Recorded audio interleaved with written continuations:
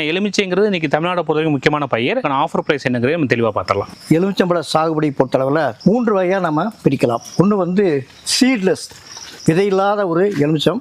இது வந்து ஓவல் ஷேப்பில் இருக்கும், 2 திக்னஸ் அதிகமாக இருக்கும், சாறு அதிகமாக இருக்கிறனால உங்களுக்கு வந்து ஃபுட் ப்ராசஸ் இண்டஸ்ட்ரிக்கு உகந்தது. நம்ம டேபிள் பர்பஸுக்கு உகந்தது இல்லை. ஏன்னா 2 வந்து ரொம்ப பெருசாக இருக்கிறனால, தடிமனாக இருக்கிறனால புளியறது கஷ்டம்.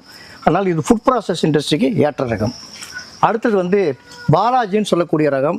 இது விதை செடியிலிருந்து உற்பத்தி பண்ணக்கூடியது. இது நட்டு 6-7 வருஷம் கழித்து தான் பலாபலனுக்கு வரும்.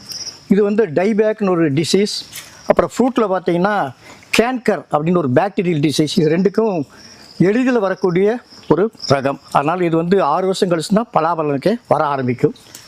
அடுத்தது வந்து மார்க்கெட் லெமன், இப்போ வந்து நடைமுறையில் இருக்கக்கூடிய ஒரு ரகம்.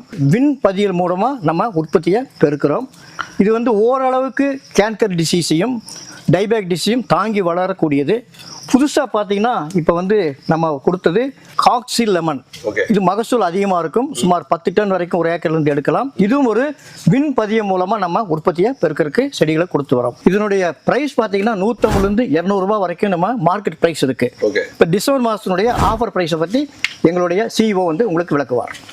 சார், இப்போ இந்த சீட்லெஸ் லெமனை பொறுத்த வரைக்கும் பெரும்பாலும் ஃபார்மருக்கு இது சூட்டபிள் வெரைட்டி கிடையாது. இருந்தாலும் சில ஃபுட் ப்ராசஸிங் இண்டஸ்ட்ரிக்கு தேவைப்படக்கூடியதுனால இதை நம்ம சில ஸ்பெசிஃபிக் கம்பெனிஸ் எடுத்து அவங்க கான்ட்ராக்ட் ஃபார்மில் கொடுத்துட்டு இருக்காங்க. ஸோ அதுக்கு மட்டும் தான் அது கொடுத்துட்டு இருக்கோம். மற்றபடி கமர்ஷியலாக இன்னைக்கு தமிழ்நாட்டில் அதிகம் இருக்கக்கூடிய வெரைட்டின்னு பார்த்தீங்கன்னா either Balaji lemon and market lemon. இதை தாண்டி இந்த காக்ஸிங்கிறது நம்ம தமிழ்நாட்டில் கிட்டத்தட்ட ஒரு 4 இயர்ஸ் பிஃபோர் நம்ம இன்ட்ரடியூஸ் பண்ண ஒரு வெரைட்டி. இது 2 விட அது பெட்டராக சொல்லி இன்ட்ரடியூஸ் பண்ணி இன்னைக்கு ஃபார்மர்ஸ்க்கு ஈல்டு வர ஆரம்பிச்சிருச்சு.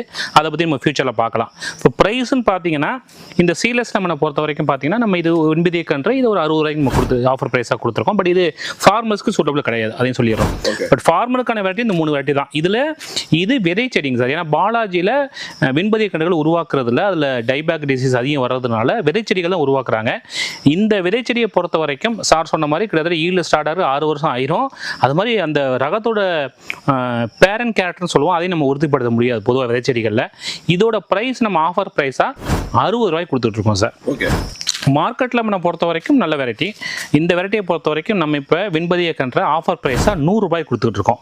அடுத்து நம்ம தமிழ்நாட்டில் இன்ட்ரடியூஸ் பண்ணின காக்ஸிங்கிற லெமனை பொறுத்த வரைக்கும் நல்ல ஹெல்த்தியான விண்பதிய கன்ற நம்ம 120 ரூபாய்க்கு ஆஃபர் ப்ரைஸ் கொடுத்துட்ருக்கோம் சார். Okay sir. இப்போ இந்த வெரைட்டியில் பார்த்தீங்கன்னா காக்ஸி அப்படின்றது இன்னும் ஃபியூச்சரில் நல்ல விளைச்சல் கொடுக்கும், நல்ல ரேட்டுக்கும் கமர்ஷியலாக கொண்டு போகும். ஆமாங்க சார். விளைச்சல் அண்ட் நோய் எதிர்ப்பு திறன் அதுவும் கொஞ்சம் பெட்டராக இருக்கனால இந்த வெரைட்டி ஐடென்டிஃபை பண்ணி கொண்டு வந்து கொடுத்தோம்.